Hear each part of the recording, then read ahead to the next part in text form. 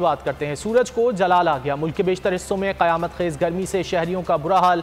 महकमे मौसमियात के मुताबिक सिंध और पंजाब में मौसम गर्म रहेगा।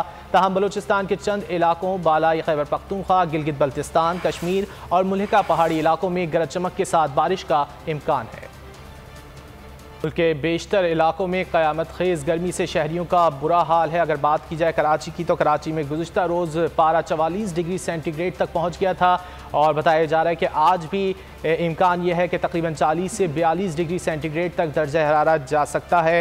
हीट वेव अलर्ट जारी किया गया था। कराची में महकमा मौसमियात का कहना है कि आज शाम से समंदरी हवाएं बहाल हो जाएंगी, जिसके बाद दर्जा हरारत में बतदरीज बेहतरी आना शुरू हो जाएगी। जबकि महकमा मौसमियात ने बताया कि सिंध और पंजाब में मौसम गर्म रहेगा। ताहम बलूचिस्तान के चंद इलाके हैं जहाँ पर जो है वो बताया जा रहा है कि गरज चमक के साथ बारिश का भी इम्कान है। खैबर पख्तूनख्वा, गिलगित बल्तिस्तान, कश्मीर और मुल्हिका पहाड़ी इलाकों पर भी गरज चमक के साथ बारिश का इम्कान जाहिर किया जा रहा है। अगर बात की जाए मुल्क के बेशतर इलाकों की, तो वहाँ पर क़यामत खेज़ गर्मी से शहरियों का बुरा हाल है। इसी हवाले से बात करेंगे माहिर माहौलियात डॉक्टर तारिक चुंद्रीगर हमारे साथ लाइन पर मौजूद हैं। डॉक्टर तारिक, बहुत शुक्रिया आपके वक्त का। डॉक्टर साहब, ये देख रहे हैं कि वेदर जो है वो अब एक्सट्रीम पर जा रहे हैं, वजह क्या समझते हैं आप इसकी?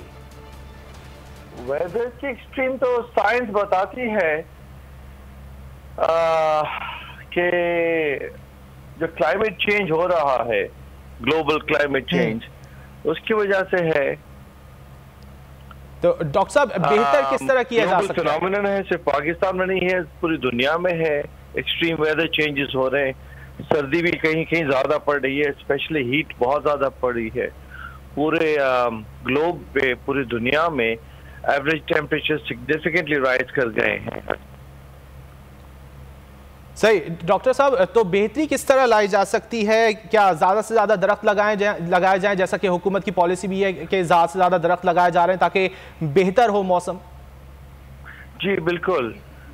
हमने करना यह है कि जो भी इक़दाम हो सकता है जिसमें कि हीट एब्जॉर्प्शन ना हो, उसको हमने करना चाहिए। और उनमें एक वेल नोन स्ट्रैटेजी ये है कि जितने ज्यादा दरख्त होते हैं, इतना रिफ्लेक्शन हो जाता है सनलाइट का, तो उतना ही कूलिंग इफेक्ट हो जाता है, सिग्निफिकेंट कूलिंग इफेक्ट हो जाता है।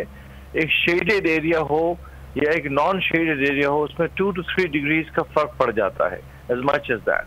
तो बिल्कुल सही बात है कि खूब दरख्त लगाने चाहिए। और अगर हम कराची के हवाले से देख ली, तो जो दरख्त काटे जाते हैं उनको भी रोकना चाहिए। हर जगह आप देखें दरख्त तो काटा जा रहा है, तो उनको भी रोकना बहुत जरूरी है। पता नहीं कौन काटता है और उसका लकड़ी कहाँ जाती है, but that should also be stopped. Doctor साहब, मैनेजमेंट का फुकदान नजर आता है, दरख्त लगा दिए जाते हैं लेकिन उनकी देखभाल नहीं की जाती। हाँ, आप सही कह रहे हैं। बहुत से लोगों को शक है कि there is a mafia out there जो कि दरख्त काटती है और उसकी लकड़ी बेचती है। Obviously I have no evidence for that, लेकिन आप अगर देखें जिस तरह से काम होता है, साइंटिफिक तरीके से होता है। लेकिन खैर वो एक और इश्यू है, उनको काटना नहीं चाहिए।